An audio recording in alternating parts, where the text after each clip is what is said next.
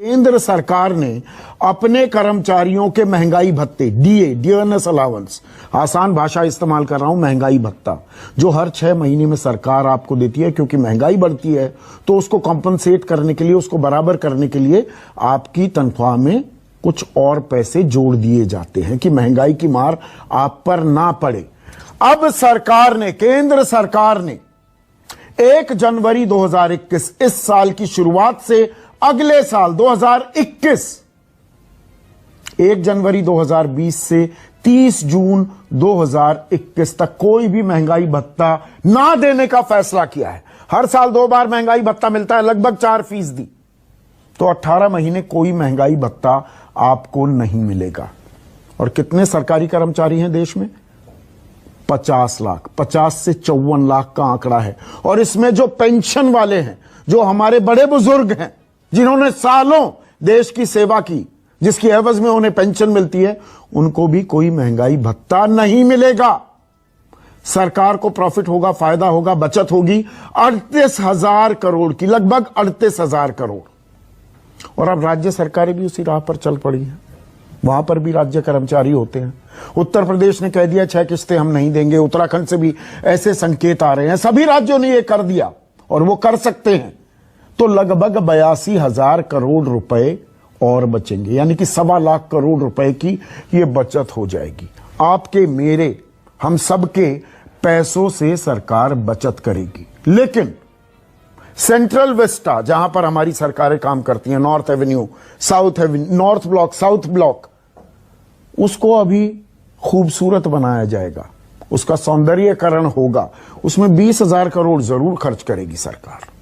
अभी bullet train चलनी बहुत जरूरी है देश में, उस पर 1,10,000 करोड़ जरूर खर्च करेगी सरकार, उसमें कोई कटौती नहीं है। 6 लाख करोड़ का सरकार का व्यय होता है, गवर्नमेंट एक्सपेंडिचर। जो हमारी सरकार चलती है ना, ये तामझाम, सरकारी तामझाम पर 6 लाख करोड़ रुपए हम खर्च करते हैं, उसमें कोई कटौती नहीं होगी। ऐसे में आज का सबसे बड़ा सवाल, क्या अब कटौती के साथ ही जीना सीखना ही होगा? और अब महंगाई भत्ते पर रोक सारे राज्यों में लगेगी। चर्चा से पहले अब बिजॉन, मैं आपसे ही पूछना चाहूंगा, मतलब कटौती न्यू नॉर्मल है, हम कटौती करते रहें? नहीं, मतलब नहीं, सरकारी कर्मचारी वही गाज झेलेगा, उस पर ही गाज गिरेगी। महंगाई भत्ता कटेगा सरकारी कर्मचारी का।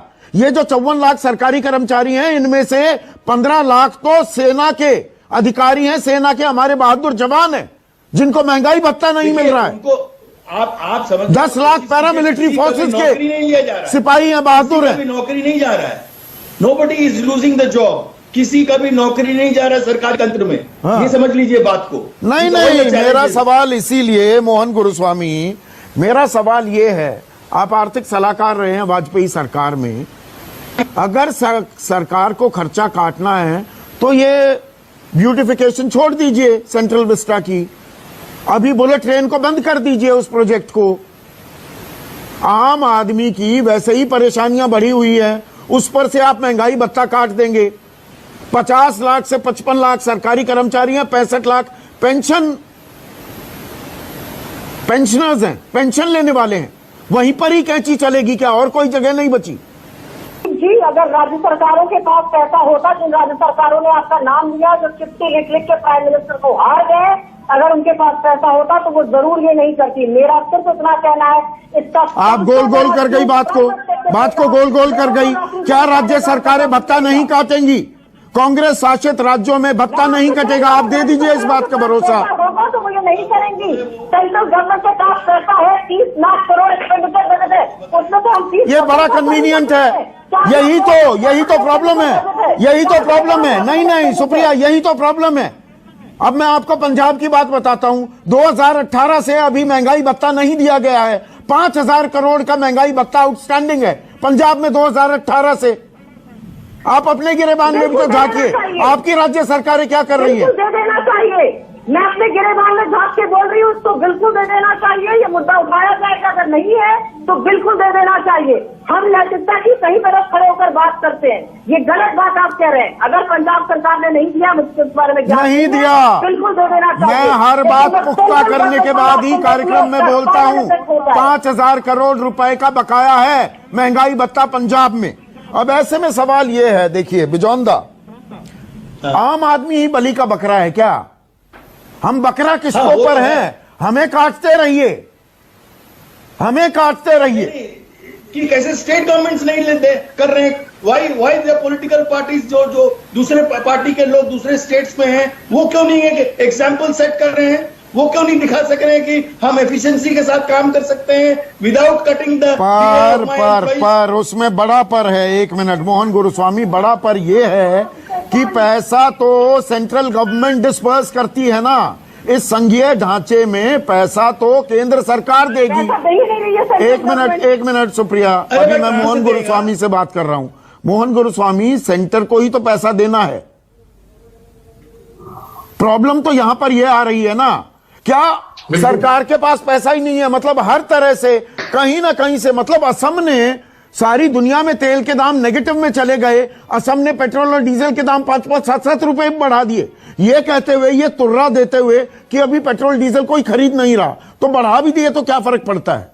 अब एक सरकारी कर्मचारी का दर्द समझिए, एक सैनिक का, एक पैरामिलिट्री फोर्स में मौजूद शख्स का, बॉर्डर पर, जो दरअसल देश का फ्रंटलाइन वॉरियर 365 दिन 24/7 रहता है। वो टैक्स देता है ना गोपाल बाबू, टैक्स तो सरकार पहले ही काटती है, तो टैक्स तो कट ही रहा है। उसके बाद कि कोरोना संक्रमण फैल गया, एक दिन की तनख्वाह भी काट ली गई, कटी ना, तनख्वाह भी कट गई। उसके बाद महंगाई भत्ता भी काट लो, नौकरी से ही निकाल दो। मतलब सारे बलिदान आम आदमी करेगा, कर्मचारी करेगा। मैं एक कर्मचारी की बात कर रहा हूं, सरकारी कर्मचारी, वो टैक्स भी देता है, एक दिन की सैलरी भी दे दी, प्राइम मिनिस्टर फंड में एक केयर फंड बना दिया, पहले ही रिलीफ फंड था उसमें 3800 करोड़ थे, उसका भी पूरा ब्यौरा नहीं मिलता। प्रिया, घूम फिर कर बात ये आ रही है, हम बलि का बकरा हैं, हम कटते रहेंगे। जी मैं कुछ कहना चाह रही थी। हाँ बोलिए।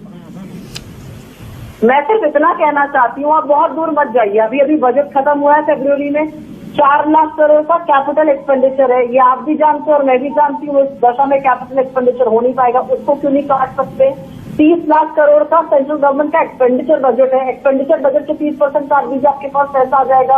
और एक बात सबको समझनी और याद रखनी चाहिए, और मैं जानती हूँ कि आपके जो आर्थिक विशेषज्ञ स्टालिन है और आप खुद भी मानेंगे कि सेंट्रल गवर्नमेंट की capacity to borrow and to raise fund is much higher, much wider, ज्यादा ऑप्शन होते हैं देन स्टेट गवर्नमेंट। इसलिए स्टेट गवर्नमेंट बार-बार चिट्ठी लिख के दरख्वास्त कर रही है आपको, वो भीख नहीं मांग रही है। जो वॉरियर्स हैं, वो फ्रंट लाइन वॉरियर्स हैं, उनको पैसा चाहिए। आपकी खुद की स्टेट गवर्नमेंट पैसे के लिए खड़ी हुई है। आप रेज करिए कैपिटल, क्योंकि अगर आप उनसे 9-10% से कैपिटल रेज कराएंगे तो एक के बाद एक स्टेट गवर्नमेंट डेट ट्रैप में भी फंस जाएगी, और फिर क्या होगा ये आने वाला समय ही बताएगा।